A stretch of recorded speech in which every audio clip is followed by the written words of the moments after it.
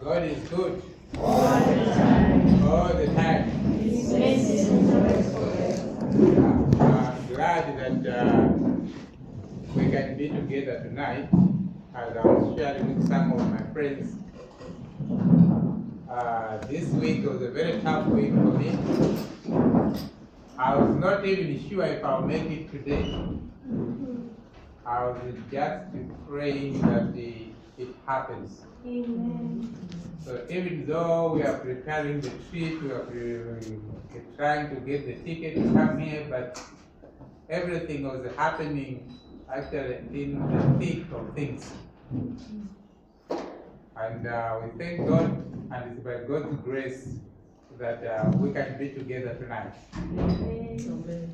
You know, I can't believe how time flies, because when I left South Africa in 2018, I thought I'll see you again on the sea of glass.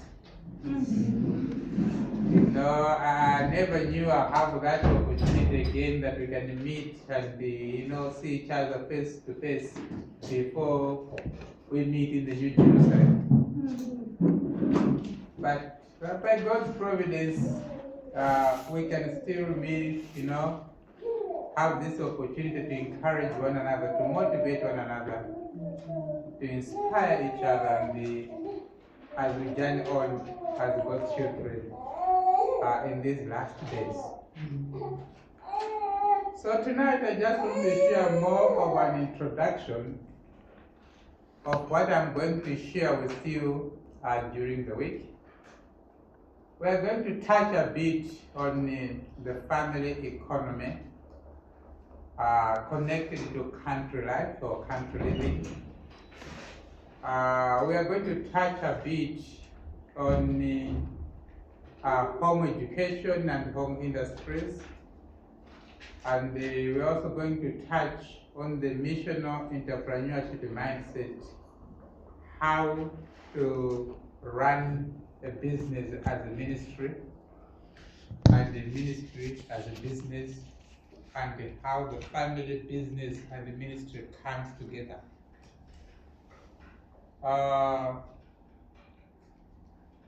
I'm going to share much of the things from now what I've learned the past 5 years when I finally moved to the country. You know, the passion to go to the country, to me, it started in 2006. I was living in Joburg by that time. And one of my church friends said, this weekend, can I take you to my village in Swaziland? So I was excited to go and see Swaziland. And we passed the Mbabane, Manzini, went right into the mountains in the jungle. And we met his uncle who was living in the countryside. In the mountains, he had a home, he had some pipes, getting water straight from the fountain in the hills. And he made what I can call a man-made geyser, where he was heating the water for bathing. I was just excited with what was happening there. And breakfast, you could go and get fruits straight and fresh from the garden. Without saying, let's go to ShopRite, let's go there, let's go. Just everything was just coming from the garden, and we ate very well that weekend. And in my mind, I said, I think this is the life I want to live one day. But then I was still excited with Joburg. It was just like some of you. Still being happy, running in the N12, back and forth. But as time went by, in 2012, in 2013, I attempted to buy a piece of land in Malawi. That was 2012. And me and my wife wanted to try this country life and see if we can build something there and stay there. But like Lot, we decided to pinch our tent towards Sodom. So we made sure the piece of land we are going to buy must be closer to the city, because that's where we can easily earn a living. That's where we can easily run something and sell this and that and generate income. As I'm talking to you now, that area is actually part of the city. So I'm sure if we drove there, we could be looking for country land again. So fortunately, we never did, because in 2014 I had to come to Pure Light Missions, and we kind of left the place idle. And by the time we went back in 2018, we discovered that the place is becoming part of the city. So we ended up selling the place. But I have learned over the years. We finally moved to the country in 2021 in January. And one of the questions most people do ask me, especially my friends in the city, they ask me, are you still living in the country? What do you think they're expecting? They are waiting, when is he going to come back? When is he going to run? Because there are many people who have tried to move to the country, and then life gets harder, and then they pack their bags and they go back to the city again. And they become actually good examples why you must never try country living. You know, people, they use them as examples. You know, so and so, he tried to go to the country. Where is he now? He's back in the city. Don't even try country living. You know, and it's true that there are some challenges that are there, but there are also solutions. And maybe this side of Africa, we also never had some role models of how to live in the country. How do you start? Where do you begin? And how do you make it sustainable? And these are some of the things that we will be sharing, I think, during the week. But today I will share maybe just a few things.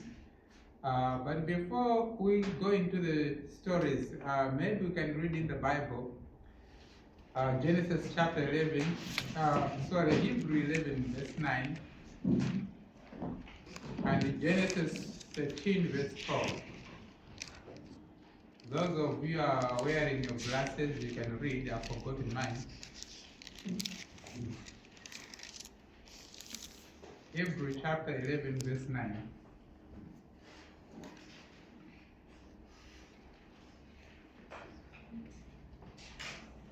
By faith he dwelt in the land of promise, as in a foreign country, dwelling in tents with Isaac and Jacob, the heirs with him of the same promise. That's the story of the first country dweller, Abraham. And Genesis 13:12. Abraham dwelt in the land of Canaan, and Lot dwelt in the cities of the plain and pitched his tent, even as far as Sodom. Yeah. So you see the contrast there between Lot and Abraham. And if you know the background of the story, Abraham was called out of the place of his parents, and he moved to this place where God says, I'll make you the father of all nations.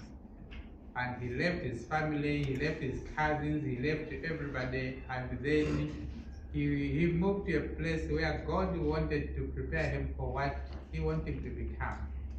And I observed this thing. I don't know if it happens here, but in Malawi, there have been people whom said, oh, we want to go to the country, and then they'll move as a group. 3, 4, 5 families living together.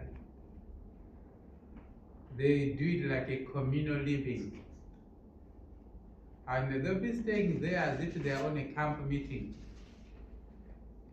And what happens with the time? Have you seen people fighting in one family? Have you seen it? Now, if you imagine having 7 of them together. So what happens? They start, fighting about this, personality crashes, and this one is complaining about that one is complaining about that, this one is not so holy, this one is not doing this one is eating too much, this one is not drinking water, this one is eating almonds in the bedroom, all those kind of things.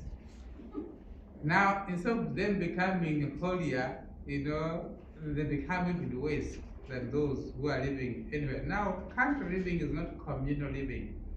If you read in the book Adventist Home, the calling is to families. You, your husband, your wife, and your children go and find a piece of land. And Adventist Home says those who have a piece of land, they are kings and queens. It doesn't say a large piece of land, but a piece of what? A piece of land. Just to own that piece of land, you are kings and queens. And if you read Adventist Home, country living is mainly for the children, because she even said, Sister White, especially parents with young what? Young children. Because that's the best environment for character building. It's the best environment for homeschooling, and it's the best environment for anything else. And I think one thing that motivated me and my wife to look for a place in the country, it's when we decided to start homeschooling our children. We knew about homeschooling, but we are reluctant, just like anybody else. We're not sure if homeschooling is the right thing we should do. But when we are convinced we had to do it, and we are reading the books from Sunlight, from Moore Academy, we could not find a better classroom like a place in the country.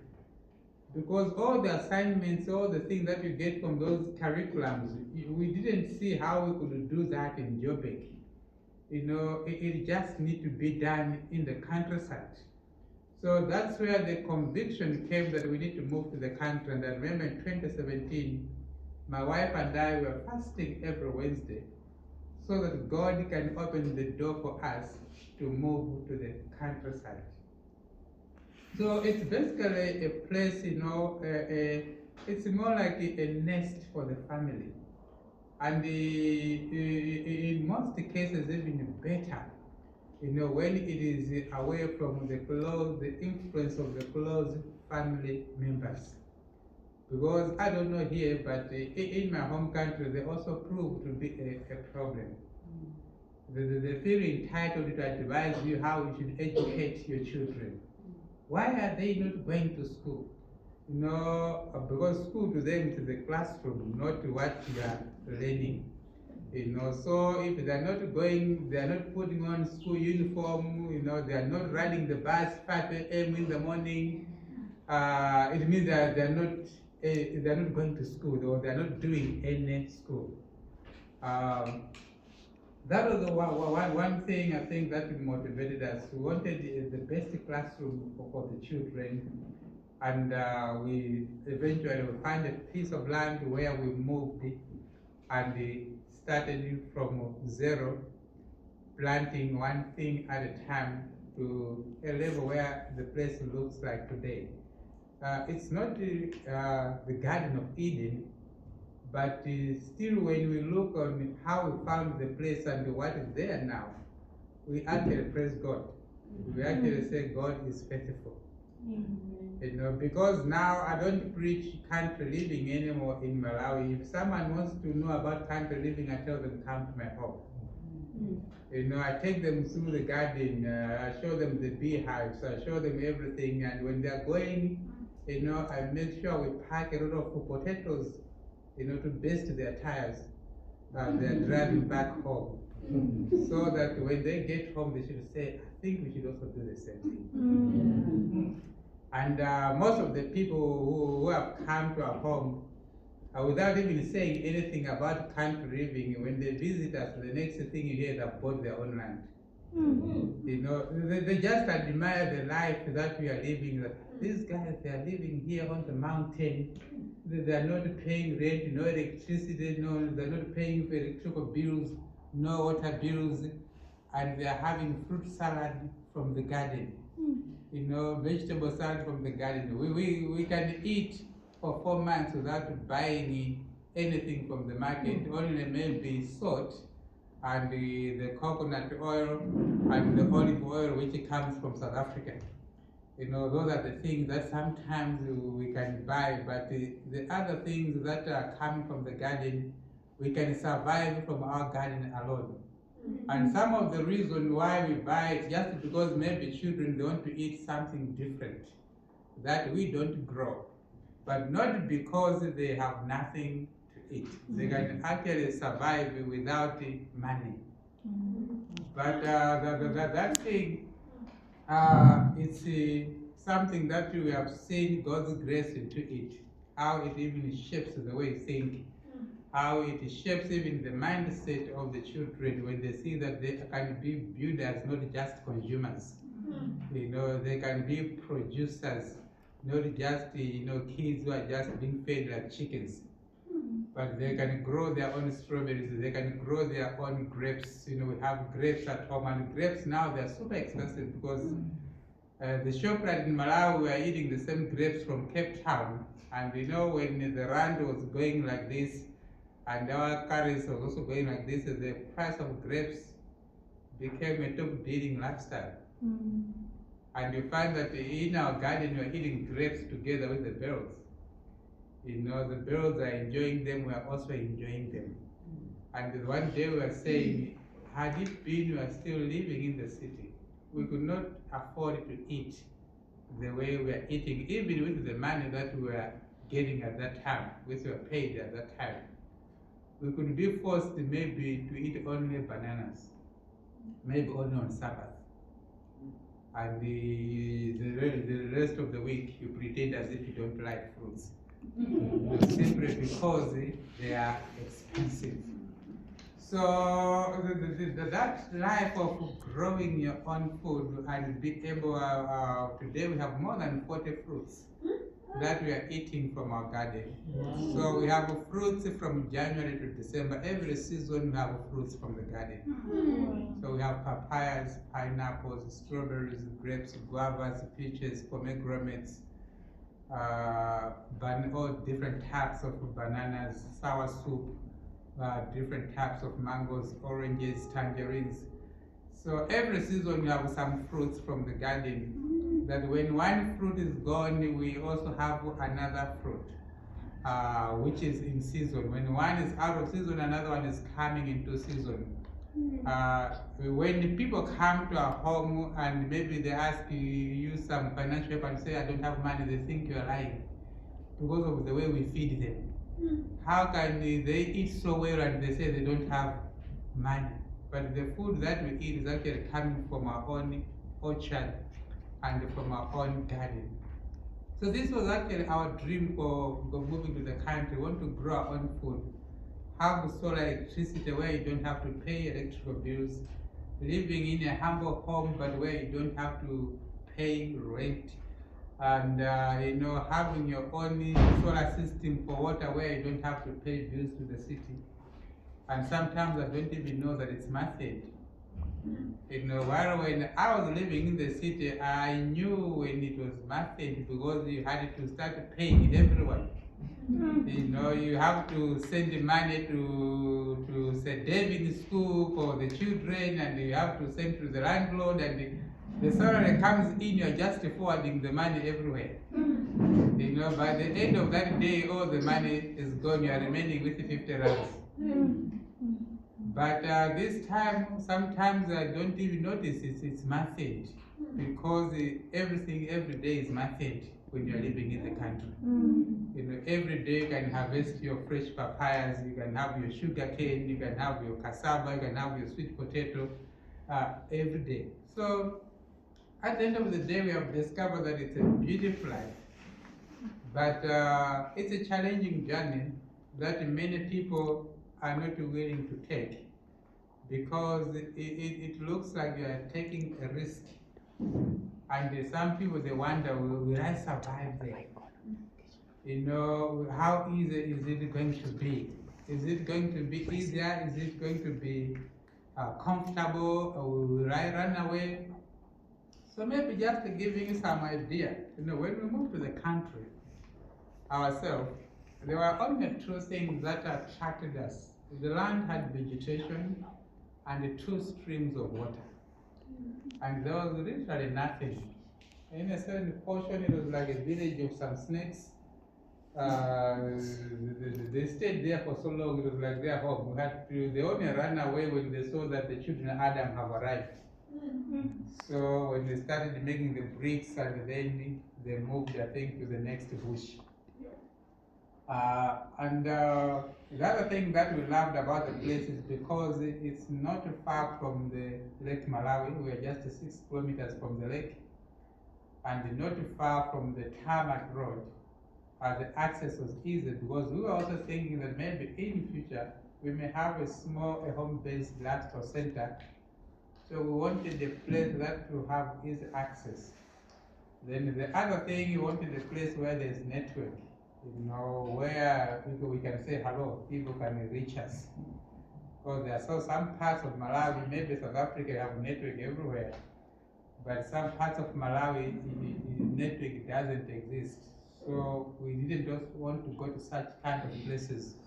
We wanted to a place where some people can easily reach us. So when I arrived to that place, the first thing I did was to call someone. And when he said hello, and I saw the 2 streams of water and the forest, I said, I think we have arrived. This looks like the place where we can dwell.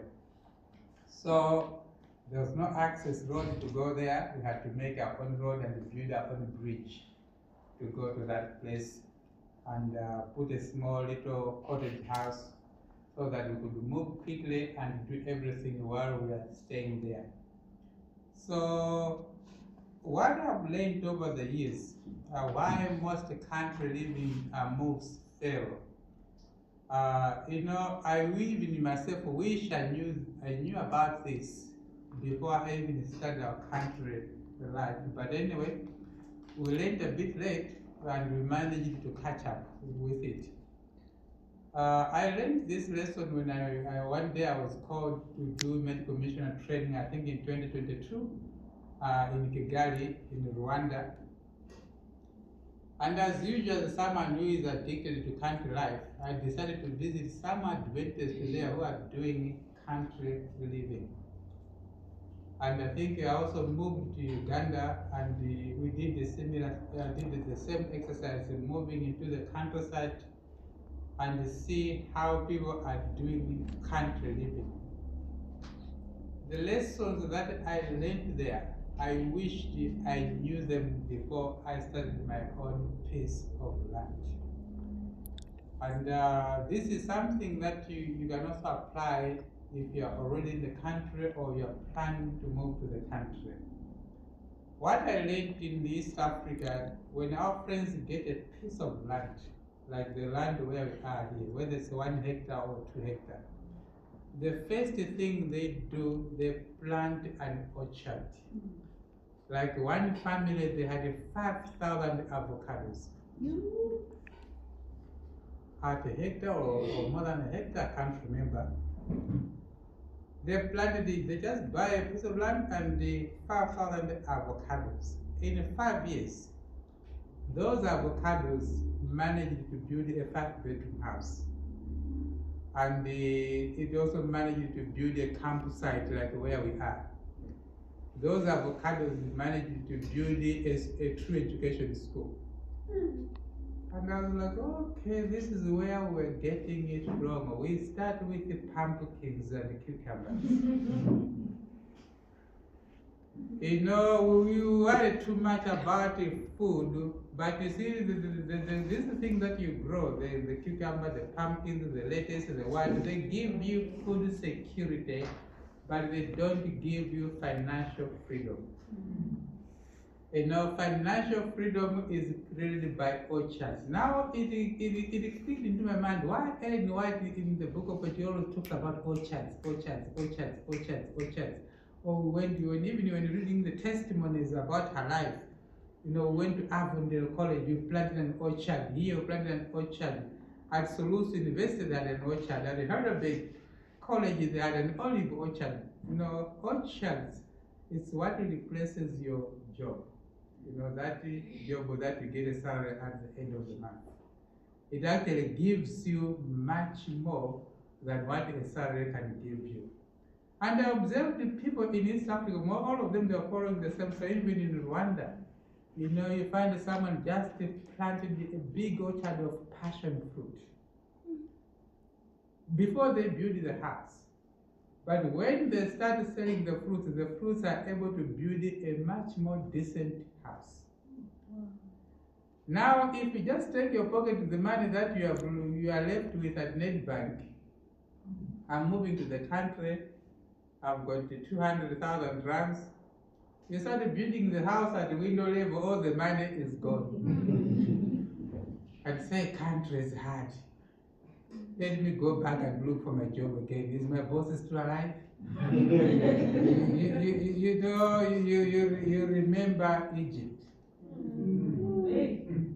So that's the challenge that you have. But if you plant, you start with an orchard. And I was so touched with a young girl in Kigali. She started with aloe vera. She just had 2 hectares and she planted aloe vera.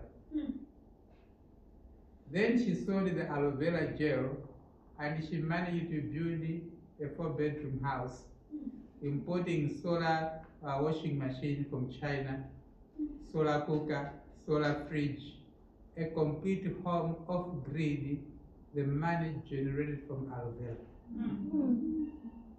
And I was, how can this young lady be wiser than me? I thought I've lived on this planet long enough to think better, and this is a young girl in her 20s. She could think prophetically like that.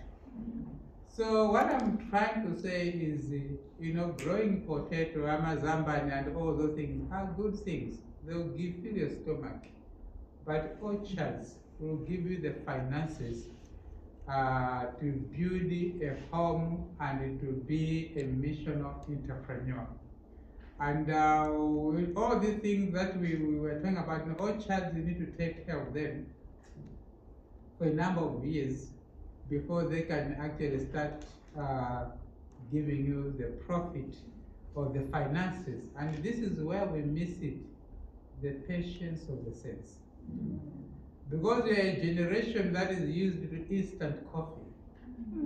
We want the quick things. You know, let me buy a taxi, then it can run around and bring some money. And before you know that taxi, something has gone wrong with it. But the things that can give you that financial freedom in the country, they are things that require patience. And what I really admired these people is the patience. I think in 2023, I was at a camp meeting. I was speaking at a camp meeting in Zimbabwe, eastern Zimbabwe, Mutare area, closer to the border with Mozambique. So on a Thursday, I think they had a Pathfinder program, and I said, I think this is the day I can run away. While people are busy watching the Pathfinders, I can sneak out and see how country dwellers are living here. What I saw there, I was just impressed. I met a young couple. They were primary school teachers. So they bought a piece of land in the countryside. I think it was that time Madzalo was busy distributing pieces of land. But they had no money to develop the land. I mean, guess what they did? They just planted 10,000 pine trees. And 7 years later, those pine trees built a house, a campsite, and a true education school.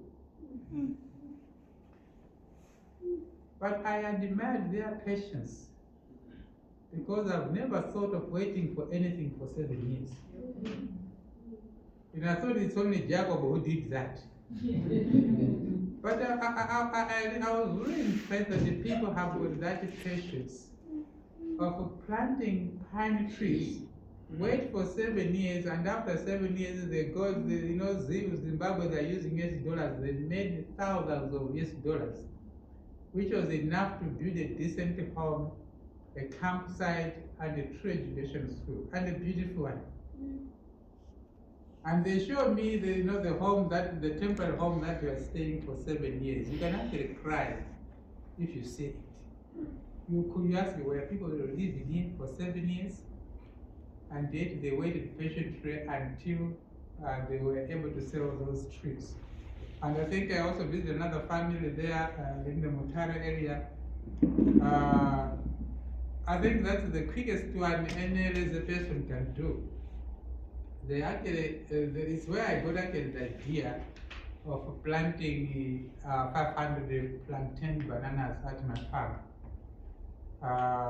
When I visit this family, they just have like 1 hectare, and they put something like a mukuku where they are staying, and they invested in irrigation system, watering the bananas. So it will reach the point where every month they'll take like a 5-ton truck from where they are to Harare to sell the bananas. And from those bananas, they are able to build their own home. I couldn't believe that farming can actually do something like that, especially when you focus on culture. Not the cabbage and kale and the amaranth, those are good for us to eat and to be healthy. But the fruits, it's what can turn a country dwelling into country living. Because you can dwell in the country and you suffer and you say, I'm suffering in the name of the Lord. But sometimes it's just our poor planning. It's just because we never knew better, or we never got exposed to the better way of doing it. But we can learn from those who have walked the path and see the better way. And when I saw that in Mutare, the good thing about me, I'm a good thief of ideas. Even now I've just been here for a few hours, I've already seen a good thing that I can copy from here that I'm going to import. You find them at my home when you come. When I saw that in Mutare, I went back home, I said, my wife, we need to clear this bush. You can't be keeping snakes here. We need to have bananas. I've seen our friends in Zimbabwe that have got hundreds and hundreds of bananas in their small piece of land. We have even a larger piece of land with lots of water. So create a portion of this, and we said our target is actually to have at least 1,000 bananas.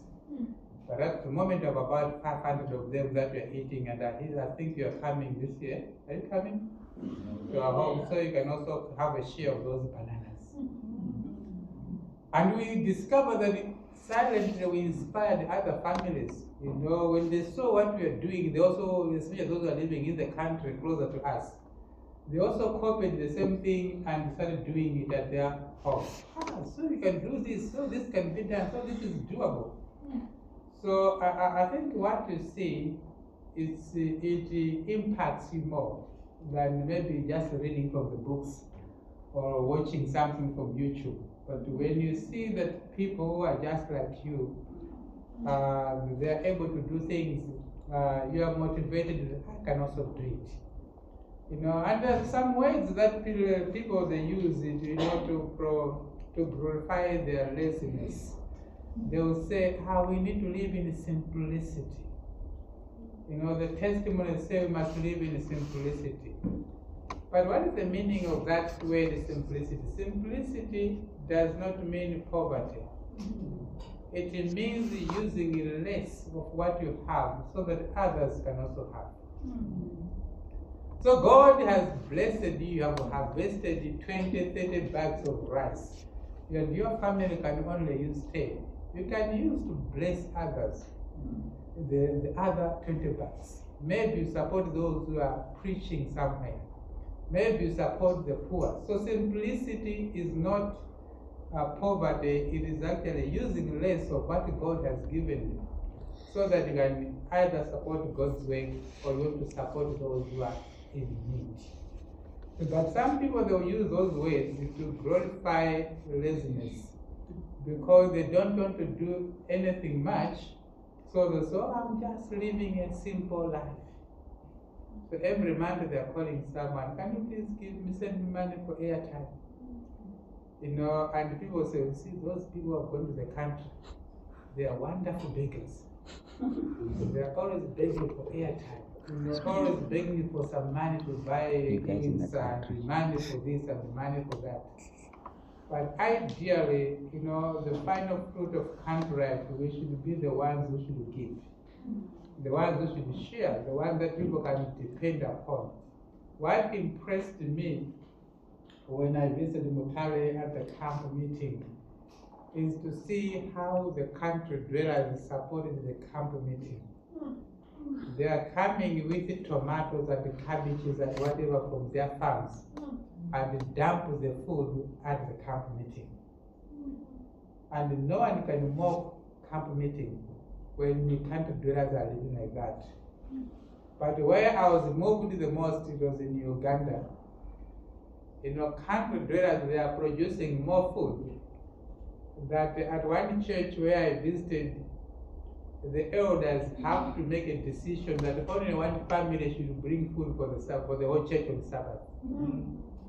Because there used to be so much leftovers. Because people have got too much food, so where can we dump it at the church? So when it's Sabbath, everybody will bring more bananas, more pumpkins, more this, more that. And the elders say, no, we can't be having this too much food and get it wasted on Sabbath. I think only one family should cater for the whole church. I was really impressed that people can reach that level of abundance. To the point where, like Moses, they would say, it's enough. Don't bring it anymore, it's enough. I was really impressed like that. So anyway, we'll talk more about these stories as we go, but country life is doable. But the first thing that one has to establish, is what is it that you're going to use as your trade, as something that can actually sustain you. Because the mistake that many people have done is they start by finding land before they define what they're going to do on that land. So they get a piece of land. Oh, my friend has found a place in Limpopo there, so let me also go and find a piece of land. Now you go there, then you start asking, what am I doing here? But you see, what I admired with our friends in East Africa, they first define the trade they want to do. I want to do beekeeping as a trade, and the one country dweller there, she impressed me, that family. They have 4,000 beehives. 4,000 beehives. And our friends that side in East Africa, they think big. That they are able to invite missionaries like me and buy air tickets using their own money from that they're making in the country. You can no longer associate country living with suffering by the way they do their things. So then, because they knew that they want to use our source of generating income in the country is the beekeeping, when they're choosing the piece of land, they were looking for a land where they can do that kind, which is suitable for that kind of industry. So what I'm trying to say is that when you're looking for land, start by defining what is it that you want to do. You want to have a lifestyle center. You want to have, you want to have orchards, and do you want to do beekeeping? What is it that you really want to do there? So once you have defined that, that should now guide you to look for the suitable land for that particular thing. And one thing that we also learned is that when you are doing the orchards, focus on the fruits that naturally do well in that climate. Not something that you have to force. In my garden, I have got some apples, but they don't really do well because our place is very tropical. So you really have to fight with insects all the time. Spraying this and spraying neem oil, and spraying, these hot chilies, this and that. But you have fruits that normally do well there, like the mangoes, the sour soup, the papayas. So the pomegranates. So if you focus on fruits that will naturally do well in that climate, then even if you plant hundreds of them, the chances that they're going to survive and you can succeed are higher than when you're trying to force something just because you love it. But it may not be the suitable environment and the suitable climate for it. And you may just study what is it, what kind of fruits they do well naturally here, by walking around in the environment and see what does well and what does not do well in that particular area. So those are some of the lessons we have been learning over the years, that it's you can survive and you can thrive, and indeed you can even be someone who can support missionaries. The other day I was asked by one of our church in Malawi to share about country living at the camp meeting. Now, I didn't know how I'm going to present that, because that time there was also a tension, especially among some pastors who were worried about this idea of people moving to the country. As we all know that there's a belief that money is in the city, isn't it? So if these guys go to the country, what will happen to the offerings? I think that was their fear. Not that they loved the people so much that they wanted them to stay in the city, but they feared what may happen to the conference treasury if all of you leave your jobs and then you move to the country. So I decided to find a way that would be well balanced, because I knew that the pastors would be there as well to criticize. And I was reading the Review and Heralds from 204, and when you have time, you can go and Google them. Between 1904 to 1951, 52, or somewhere around there. The Review and Herald, it used to publish a lot about country living. And also the Ministry magazine during the same period. Ministry magazine is a magazine for pastors. And they used to talk, they were publishing a lot of stories about country living. And what I discovered there, it actually something that even myself I never knew. That in the olden days, even though pastors were preaching in the cities and we had churches in the cities, but the whole idea was to encourage Adventists to get out of the cities and to move to the country. And those Adventists who are moving in the countries, they used to publish testimonies in the Review and Herald how they are living there. And one thing that was interesting, that when these people were moving to the country, they were establishing industries to sponsor missionaries to go all over the world. So country living was not a place to practice poverty or to practice suffering, but to be a sponsor of missionaries. And that blew my mind. That no, how come people they say we are going to practice at the time of trouble?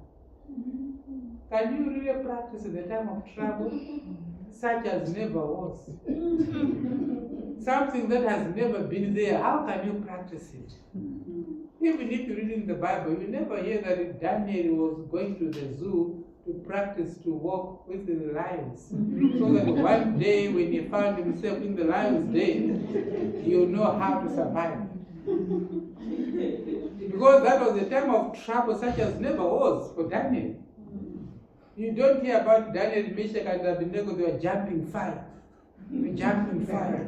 So that one day when they are in that furnace of fire, they can survive.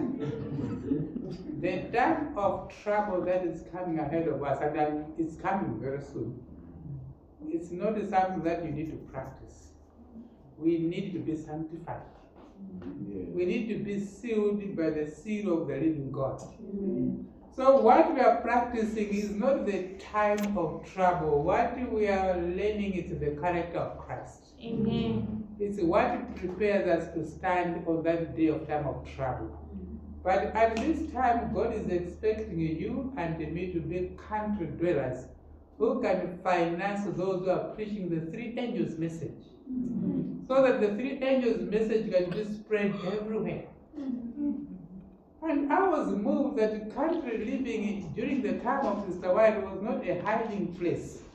That you are running, you are going somewhere. So people they say, I must go somewhere very far. In Venda there are some mountains. When you are there, they can't even see. Even the GPS cannot see. It was not a hiding place. It's not a hiding place. It's a center of influence. It's a place that must have impact. It must make a difference in other people's lives. And go and read for yourself those testimonies. Go and Google. You'll be surprised that the country dwellers in those days, they were the ones who are financing missionaries who are going all over the world. And I was touched to hear that in this group that we call ASI, it was actually founded by country dwellers. And their job was to empower some Adventists who want to move to the country and help them to start small industries in the countryside so that they can finance God's work. And you can see that that's one thing that we have lost over the years. Because many people, including myself, we used to think that the country living is about my comfort. And it's just about me living in a nice place, enjoying some grapes, and while waiting for the trumpet to sound. But now I realize that I haven't started yet. It has to go to a level where this country living can actually make an impact in people's lives. It can start financing God's work. It can start preaching the three angels' message. It should be able to buy Bibles, buy tracts, buy great controversies, and distribute them by what you are producing or generating from your country home. So your country home must be, a finance center for God's work.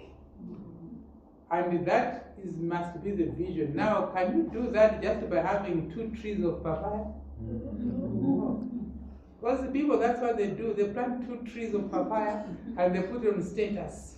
Look at my papaya in the country. You are proud of 2 trees of papaya.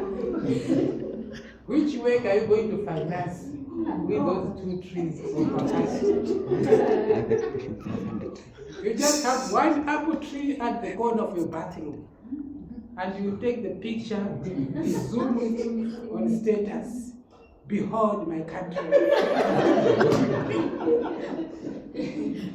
Think of planting at least 1,000 apple trees if you are living somewhere in the Cape. So that's how you can now finance God's work. That's how you can be a blessing. That's how you can produce something which is beyond your stomach. So country life must be something that is bigger than you. Bigger than your family, bigger than your stomach. It's not just about eating well, eating healthy, trying to live longer until when? We are going to heaven very soon. But it must make an impact to the community where you live.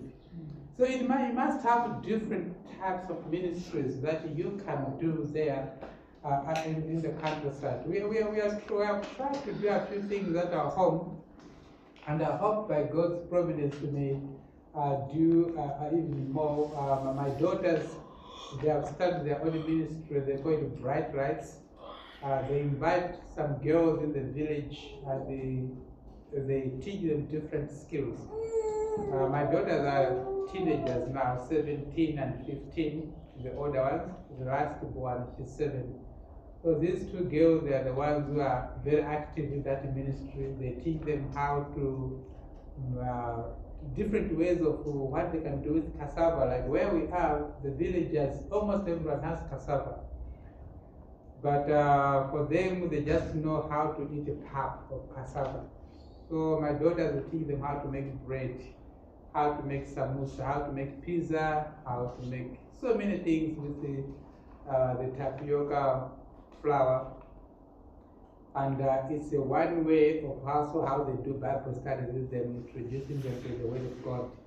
And they teach them all that. So from there, they say they want to teach them how to do sewing and this and that.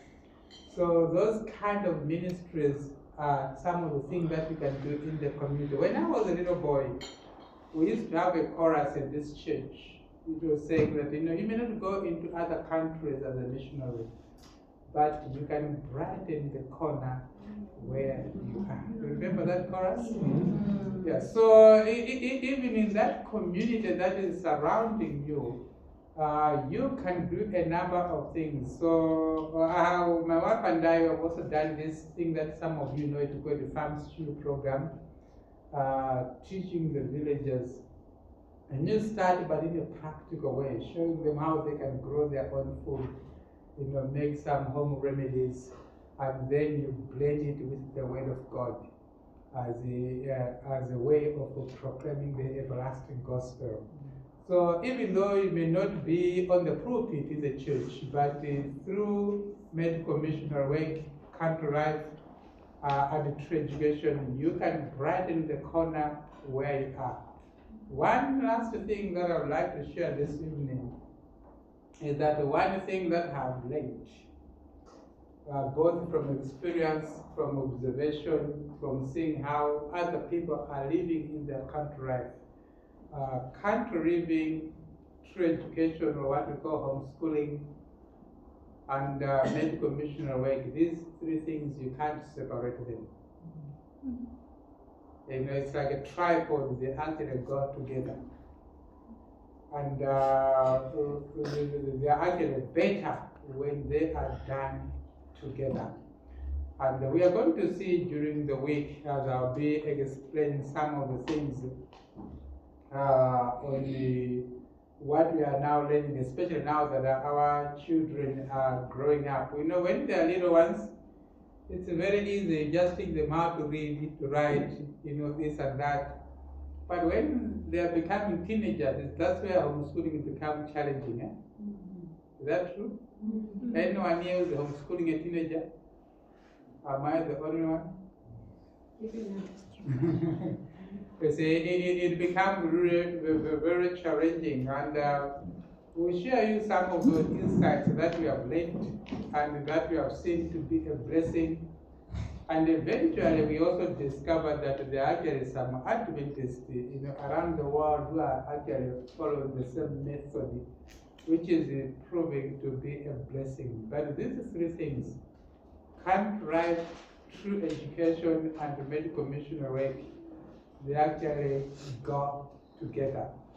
And as we'll be unpacking them during the week, you're going to see how they blend. And we can't have one without the other. You need three of them for this work really to stand.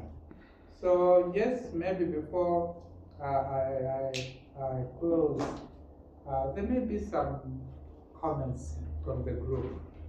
Some of you may have some comments or even a question that some of our members here can also help us to understand. Yes. When you plant an orchard, does it have to be one tree? An orchard. That's a very beautiful question. There are people who get excited when they move to the country. They want to do this and that and that and that and that. And what happens is that they have, thousands of tomatoes, thousands of this and thousands of that, and they end up failing to take care of everything, and everything fails. I learned a very powerful lesson. We were doing a crusade in Kilimanjaro in Tanzania the other day. As I said, everywhere I go, I'll visit the country dwellers and to see what they are doing so that I can steal ideas. What I admired in the country dwellers in the Kilimanjaro area, they plant everything for food security: watermelons, yams, sweet potatoes, cassava, you name it, they'll plant everything. But they'll choose one crop as a commercial crop, and that one they'll now plant in large quantities.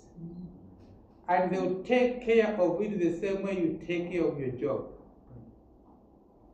In the morning, they're in their gumboots and they're in the field looking after that plant.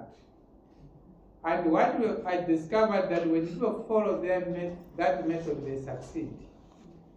Then when people are trying to do everything, because you end up having this, having that, and you are just, when you're trying to take care of this one is going bad, and before you know, you have nothing.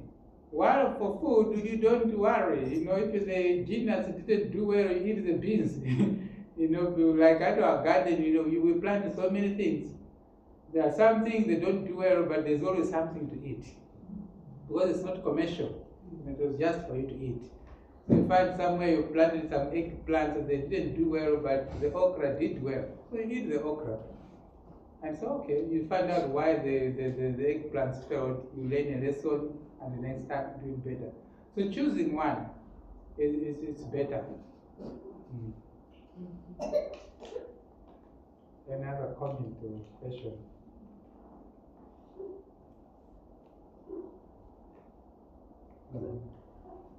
Greetings. So basically, in consideration of what grows well in your area, what I'm interpreting to be saying is that perhaps it is best to try one of something and then maybe for a season and see how which one works. Is that a better method? And then once you see that, okay, grapes actually thrive here, and you select that. It's better every, or it's better to go around the area and see what everyone is growing. Because even then, you may run the risk of growing what everyone is growing.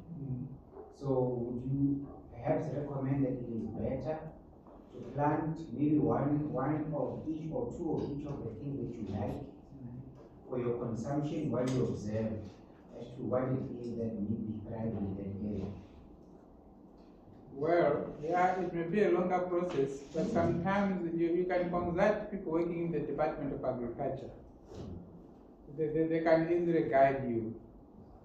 So in that way, you save time than experimenting and experimenting. You may spend 10 years experimenting. But if you just go to the people who know, who understand the soil, the climate, the weather, they can easily guide you that, in this area, you're going to do farming, can you focus on this? Or if you give them your list, I'm considering ABCD, they may be able to help you to do that. But I think one thing I forgot to share, we're talking about orchards, which takes maybe 4 years, 5 years for you to start benefiting from them. But one thing that I learned, because I remember because of her question, in Tanzania, people they focus on spices, ginger, cayenne pepper, turmeric. All these things that I'm mentioning, you can harvest them in less than a year. And they also generate a lot of income. Because the 50 kg of ginger will give you many times more money than what a 50 kg of maize can give you. So that's another lesson that I also learned from the Tanzanians. They don't focus much on orchards as portrayed, they focus much on spices. And these are the spices that we as the medical missionaries we use as natural remedies. The turmeric, the ginger, the garlic, the cayenne pepper, and those are the kind of things they focus on. And I was really impressed to see what these medical missionaries, country brothers there were doing with their ginger. It was something that I said, I wish I knew about this a long time ago. So even now I'm exploring that maybe, this growing season I should also try incorporating some spices. We were growing ginger in our garden just for us to eat. The very same thing that I was sharing with you. You put some, 10 turmerics and over the moon. But now I discovered that no, you can actually have a hectare, of turmeric and it can generate enough income that you can even buy great controversies for you to go and distribute. So what I'm trying to say is, while yes, you may have your avocado orchard, you may have your mango orchard, which will take years for you to start harvesting, but you may still need income to do God's work now. So why can't you also have a portion of spices? So you can have some spices like ginger, turmeric, garlic, which in 7 months, 9 months you harvest, or in less than a year, you can take them to the market. And they can give you the finances even to take care of those trees that you are waiting for 5 years. Another question, another comment. Mine is a comment.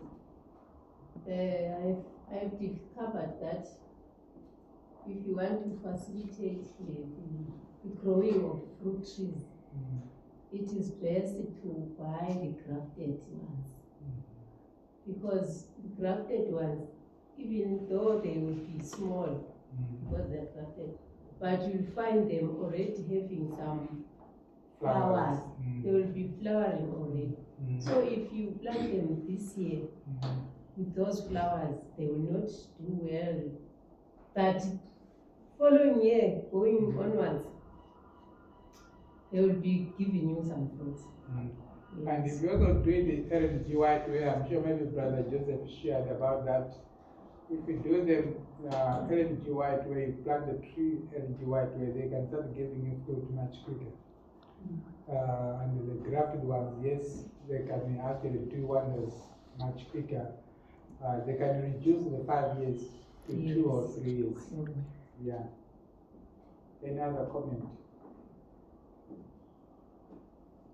And no further comments. So yes.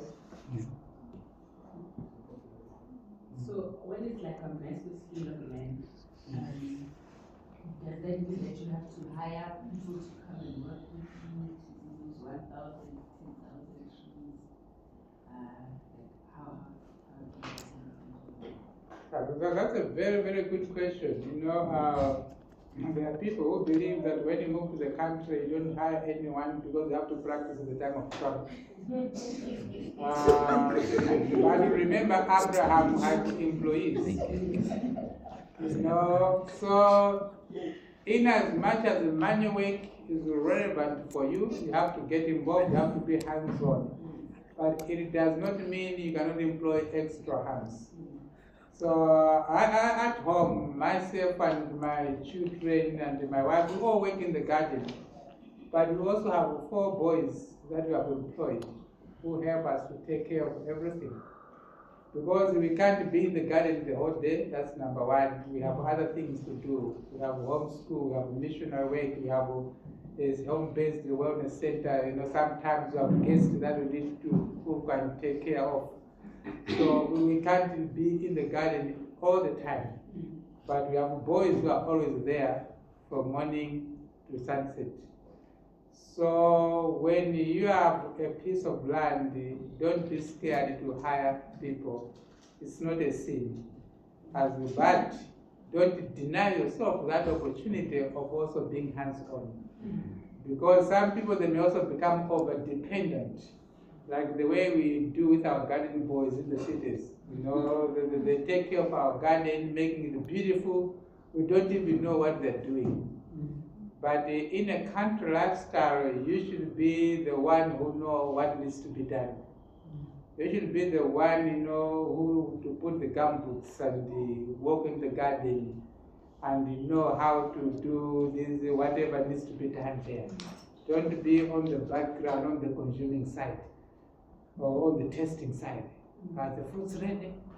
But start with the composting, and everything, pest control. You should understand everything from all levels to the very end. But nothing wrong to have extra hands to help you when it's needed. Yes. Oh, okay. Are we done?